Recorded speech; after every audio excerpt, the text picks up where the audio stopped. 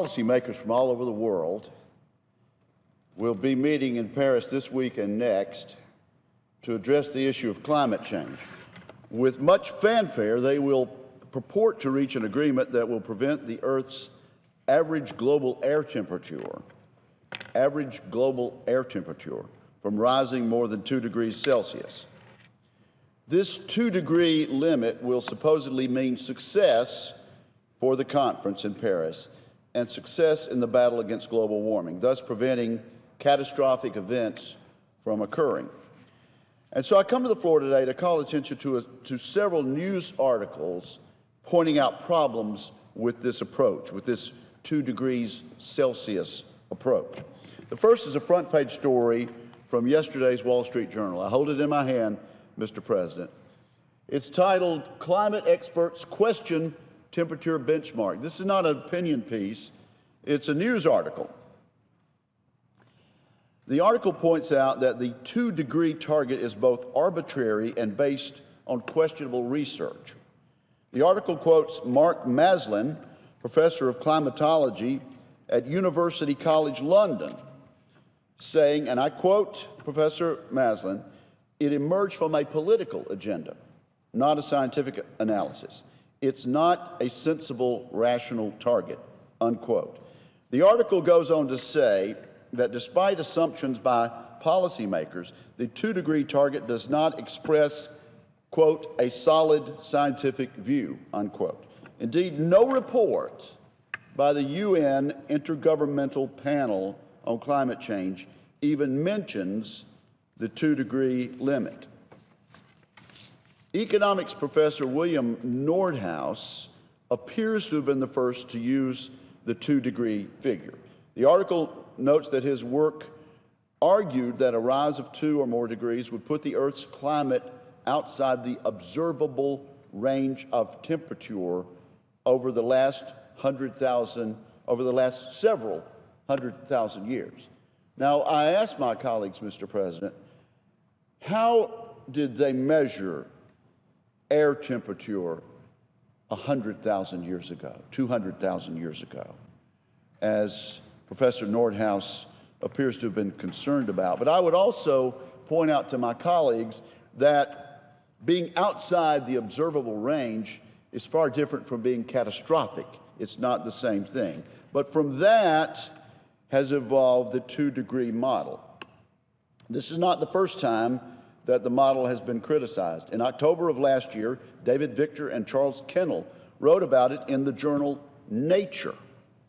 Victor is a professor of international relations at the University of California, San Diego, and Kennel is a professor at the Scripps Institute of Oceanography in La Jolla, California. Yesterday, I got this article from the journal Nature and read it myself.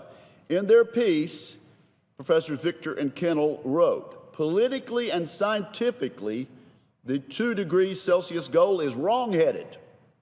It has allowed some governments to pretend that they are taking serious action to mitigate global warming when in reality they have achieved almost nothing."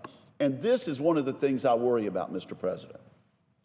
This is one of the things I fear from the Paris conference. The United States will agree to do a lot, costing job growth here, and other countries will do almost nothing, as the professors say.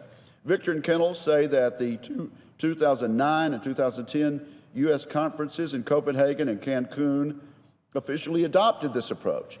They then conclude, and I quote again, "There was little scientific basis for the 2 degrees Celsius figure that was adopted," unquote. Additionally, in an op-ed last month for the Wall Street Journal, environmentalist Bjorn Lomborg cites his own peer-reviewed study to show how the most high-flown promises in Paris will fail to make any substantial impact on climate change.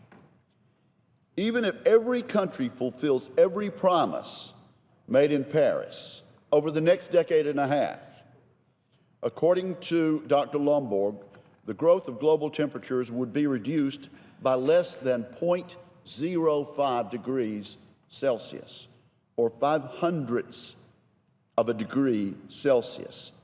by the end of the century, the year 2100. So is it 2 degrees, or is it less than 5/100ths of a degree? And is 2 degrees sensible and rational? Not according to Professors Maslin, Victor, Kennel, and certainly not according to Dr. Lomborg. And one more quote from Professors Victor and Kennel.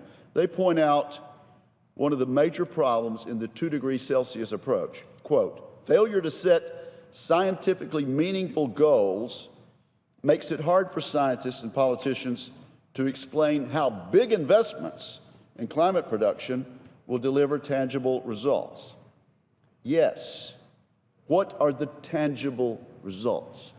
What can we expect in tangible results from the agreements that will certainly come out of Paris?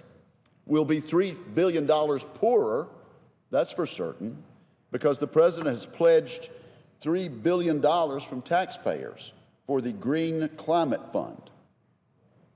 I would point out that $3 billion could be used for Alzheimer's research, or malaria, or malnutrition, or any number of other problems the people of the world see as more important than climate change. Tangible results coming out of Paris. Electricity bills will be higher. Lower income Americans will be colder in their own homes. Our economy will have suffered and job growth will have been slowed, perhaps by as much as $154 billion a year. That figure comes from Stanford University analysts who say that if we adopt the Obama administration's proposal of cutting domestic carbon dioxide emissions by as much as 28%, GDP will be reduced by $154 billion per year. And if we spend all this money, trim our GDP by $154 billion per year, and actually achieve this impractical 2 degrees Celsius, where will humankind be then? How much will the sea level not rise? No one can say. How much thicker will the ice cap be in the Arctic or Antarctic? No one knows. How many coral reefs will be preserved? No one will even venture a guess. All of this to be done, all of this money to be spent, and experts cannot say how much it will help, if at all. Dr. Lomborg writes that the Paris agreements are, quote, likely to see countries that have flourished with capitalism willingly compromising their future prosperity in the name of climate change, unquote. Mr. President, negotiators in Paris should weigh the real-world cost against the negligible environmental impact when discussing emissions reductions. And finally, Mr. President, the Obama administration's international promises should come back to the Senate for advice and consent of Congress. Under the Constitution, the approval by 2/3 in the Senate is needed to enter into a legally binding treaty. I join many of my colleagues in urging the President to submit to Congress any agreement with the U.S. In Paris with regard to U.S. emission targets and timetables, or pledges that appropriate taxpayer dollars. Americans should have a say in the approval process. A recent Fox News poll showed that only 3% of Americans believe that climate change is the most important issue facing our country. So in conclusion, the President's promises in Paris are not based on scientific analysis, according to these professors, but would certainly slow the economy, cost jobs, cost billions of dollars, divert money from real and pressing needs, and be of limited value. With so much at stake, these policies should come back to Congress for debate, consultation, and approval or disapproval. Thank you, Mr. President.